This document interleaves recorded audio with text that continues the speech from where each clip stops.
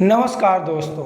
वर्ष 1900 के आसपास उत्तर प्रदेश के अकबरपुर में दुर्गा प्रसाद शर्मा जी के यहाँ एक पुत्र का जन्म होता है। घर के सभी सदस्यों ने बड़े प्यार से उसका नाम लक्ष्मी नारायण शर्मा रखा, लेकिन उन लोगों को क्या पता था कि यही बच्चा आगे चलकर एक महान संत, महान भक्त, दिव्य पुरुष, चमत्कारी बाबा, हनुमान जी का अवतार या स्वयं हनुमान जी के नाम से जाना जाएगा, जिनको वर्तमान भारत में ही नहीं विदेशों में भी बड़े संत के रूप में माना जाता है। दुनिया के सबसे बड़ी कंपनी एप्पल के फाउंडर स्टीव जॉब्स, फेसबुक के founder mark Zuckerberg, cricketer Virat Kohli और उनकी पत्नी बाबा नीम करोली के भक्त हैं। जी हाँ, आज हम बात करने वाले हैं नीम करोली बाबा के बारे में। जुड़े रहिए अंत तक। इस वीडियो में बहुत सी ऐसी चमत्कारी बातें पता चलेंगी कि आप अपने आप को उनके दर्शन करने से रोक नहीं पाएंगे। सबसे पहले हम बात करते हैं कैंची धाम आश्रम के बारे में। कैंची धाम एक धार्मिक स्थल है जो उत्तराखंड के नैनीताल जिले में स्थित है। यहाँ के मुख्य देवता बाबा नीम करोली जी हैं। इस धाम में भक्तों की भीड़ वर्ष भर लगी रहती है। यदि आप यहाँ की यात्रा करते हैं तो यहाँ आप बाबा नीम करोली के समाधि स्थल, हनुमान जी के मंदिर और अन्य देवी देवताओं के मंदिर भी देख सकते हैं। यहाँ की शांति और धाम का वातावरण आपके आत्मा की ऊर्जा को नया जीवन देगा। हर साल 15 जून को यहाँ भव्य मेले का आयोजन किया जाता है, क्योंकि नीम करोली बाबा ने आज ही के दिन यानी 15 जून सन 1964 में कैंची धाम की स्थापना की थी। इस बार कैंची धाम का 60वां स्थापना दिवस मनाया गया है। इस दिन देश विदेश से लाखों श्रद्धालु यहाँ पहुँचे।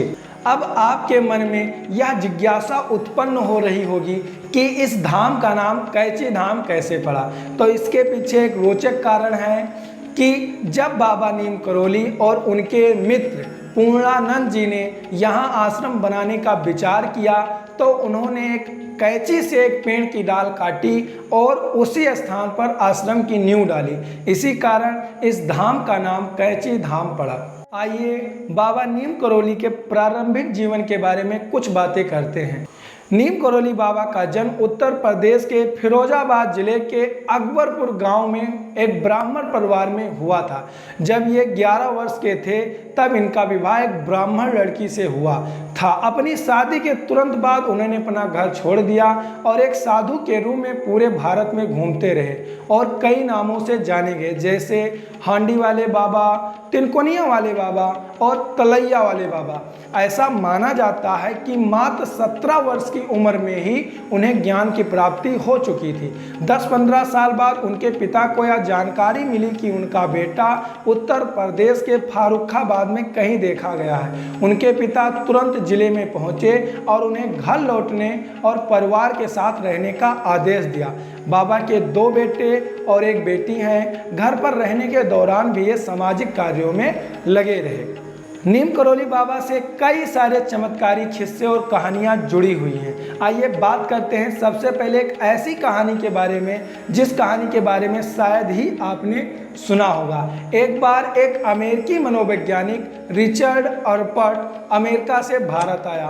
वह इतना बड़ा नशेबाज था कि वह एक दिन में 2-3 LSD निगल सकता था। अब LSD क्या होता है? इसका फुल फॉर्म होता है लिसर्जिक एसिड डाइइथैलेमाइड। एक दवा होती है जो मनोवैज्ञानिक प्रभाव देती है। मतलब इसका सेवन करने से मनुष्य अपना संतुलन खो देता है। मनुष्य को वास्तविक जीवन से अलग अनुभव होता है और इसका ज़्यादा सेवन करने से मृत्यु भी हो सकती है। एक दिन रिचर्ड अर्पर्ट बाबा जी के पास गया और बोला, मेरे पास एक असली माल है जो स्वर्ग का आनंद देता है। आप इसे खाएं तो ज्ञान के सारे दरवाजे खुल जाते हैं। क्या आप इसके बारे में कुछ जानते हैं? बाबा जी ने पूछा, यह क्या है, मुझे बताओ। अर्पर्ट ने बाबा को एक गोली दी। बाबा ने वह गोली निगल ली और अपने कार्य में व्यस्त हो गए। रिचर्ड अर्पर्ट को लगा कि शायद उसने गलत गोली दे दी है। उसने तुरंत बाबा को एक दूसरी गोली दी। बाबा वह गोली भी खा गए। रिचर्ड अल्पर्ट परेशान हो गया कि बताओ 2 गोली खाने के बाद भी बाबा निरंतर अपने कार्यों में कैसे लगे हुए हैं। उसने सोचा शायद ये 2 गोलियां किसी काम की नहीं थी। उसने बाबा को एक तीसरी गोली दिया और कहा आप ये भी खाए। जैसे बाबा ने वहाँ गोली खाई वो परेशान हो गया, लोगों से कहने लगा कि एम्बुलेंस बुलाओ बुलाओ, फ़ोन करो, बुलाओ एम्बुलेंस बुलाओ, बाबा अब मरने वाले हैं। उसने तुरंत परेशान होकर के सभी लोगों को इकट्ठा करना चालू कर दिया, फिर भी बाबा को कुछ नहीं हुआ। उसे लगा कि शायद बाबा के ऊपर 2-3 गोलियां असर नहीं करेंगी, तो उसने कहा कि आप मेरे साथ जो है बेईमानी कर रहे हैं, आप गोलियां निगल नहीं रहे हैं, आप गोलियां फेंक दे रहे हैं क्योंकि आप एक चमत्कारी बाबा हैं। बाबा ने कहा कि तुम्हारे पास कितनी गोलियां हैं, जितनी गोलियां हैं सभी मुझे एक साथ दे दो। रिचर्ड अल्पर्ट ने अपनी सारी गोलियां बाबा को दे दी। कहा जाता है रिचर्ड अल्पर्ट के पास 1 महीने की पूरी खुराक थी, यानी लगभग 30 से 35 LSD की गोलियां थी। बाबा ने सारी गोलियां एक साथ खा लिया। उसने कहा कि अब बाबा नहीं बचेंगे। रिचर्ड अल्पर्ट परेशान हो गया कि अब बाबा बचने वाले नहीं हैं। बाबा आध्यात्मिक थे, बाबा चमत्कारी थे, बाबा को उन 335 गोलियों से कुछ नहीं हुआ। अंत में थक कर वह बाबा के पैरों में गिर पड़ा। बाबा ने उसे संभाला और उसका नाम बदल कर रामदास कर दिया। यही रामदास हैं जिन्होंने कई सारी बुकें कैची धाम के ऊपर लिखी हैं।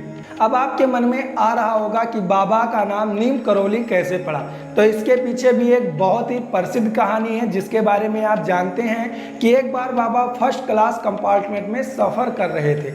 जब टीटी आया तो वह बाबा के पास टिकट नहीं था।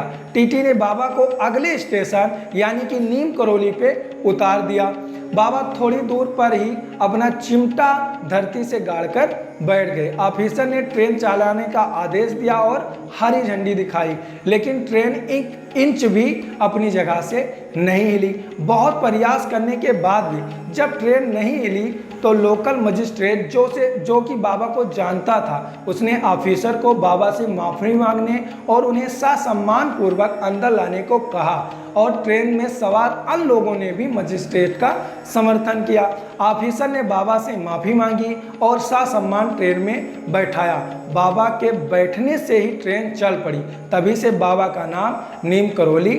बाबा से जुड़ी एक और कहानी भी है। कहा जाता है कि एक बार बाबा एक बुजुर्ग दंपत्ति के घर पहुंचते हैं। बाबा वहां पहुंचते हैं और वहां रहने के लिए उनसे अनुमति मांगते हैं। बुजुर्ग दंपत्ति बहुत खुश होते हैं कि उन्हें बाबा नीम करौली का सेवा करने का अवसर मिलेगा। वह बाबा नीम करौली को ससम्मान जो कुछ भी होता है अर्पित करते हैं। बाबा अपना भोजन ग्रहण करने के बाद में बाबा का बिस्तर लगाया जाता है और बाबा सोते हैं।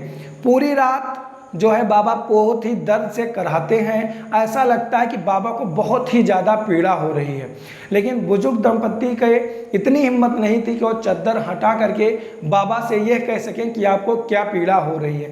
पूरी रात यही खेल चलता है। बाबा दर्द से कराहते हैं और चिल्लाते हैं और पीड़ा सहन करते हैं। सुबह जब बाबा उठते हैं तो वह उसी कंबल जो कि वो ओढ़े रहते हैं वही कंबल लपेटते हैं और लपेटने के बाद में उस बुजुर्ग दंपत्ति को वापस दे देते हैं और कहते हैं कि यह कंबल तुम लेकर जा करके गंगा नदी में प्रवाहित कर दो, लेकिन यह कंबल खोलना मत कि इस कंबल में क्या है। बुजुर्ग दंपत्ति वह कंबल लेकर जाते हैं और गंगा नदी में प्रवाहित कर देते हैं। कहा जाता है कि वह कंबल इतना भारी था कि जैसे उसमें लोहे की कोई चीज़ भरी हुई हो। इसके पीछे की कहानी यह है कि उसी बुजुर्ग दंपत्ति का जो बेटा था वह म्यांमार की सीमा पर युद्ध लड़ रहा होता है। कहा जाता है कि उस रात बहुत सारी गोलीबारियां होती हैं। उसमें उस व्यक्ति की, उस बच्चे की जितने भी साथी होते हैं सारे के सारे मारे जाते हैं, लेकिन उस व्यक्ति को, उस शख्स को एक भी गोली नहीं लगती जिसकी रक्षा स्वयं बाबा नीम करौली कर रहे होते हैं। बाबा नीम करौली के कंबल ओढ़ने की यही कहानी रिचर्ड अल्पर्ट ने यानी कि रामदास ने अपनी पुस्तक में लिखी है। भारतवर्ष साधु संतों का ही देश रहा है। इतिहास गवाह है कि दुनिया ने भारत में ऐसे महान दिव्य महापुरुषों को देखा है जिनके बारे में सोचना भी मुश्किल है। स्वामी विवेकानंद, संत कबीरदास, संत तुलसीदास, संत ज्ञानेश्वर, संत नामदेव, संत शिवाजी महाराज, संत गुरु नानक देव, संत रामानंद, ऐसे अनेकों दिव्य महापुरुष भारतवर्ष में रहे हैं। लेकिन ज़्यादा बातें इनके बारे में ना होकर कुछ ऐसे बाबाओं के बारे में होती हैं जिन्होंने सिर्फ हम भारतीयों का सिर नीचा ही किया है। आप लोगों ने वीडियो पूरा देखा, इसके लिए आपका आभार। अगर आप चैनल पे पहली बार विजिट किए हैं तो चैनल को सब्सक्राइब कर लीजिए, क्योंकि जैसी संगत आप रखेंगे आपके विचार वैसे ही बनेंगे, आप व्यक्ति वैसे बनेंगे। आपको ऐसे महान पुरुषों की जीवन गाथाएं सुननी चाहिए। जय हिंद, जय भारत, गर्व से कहो हम हिंदू हैं।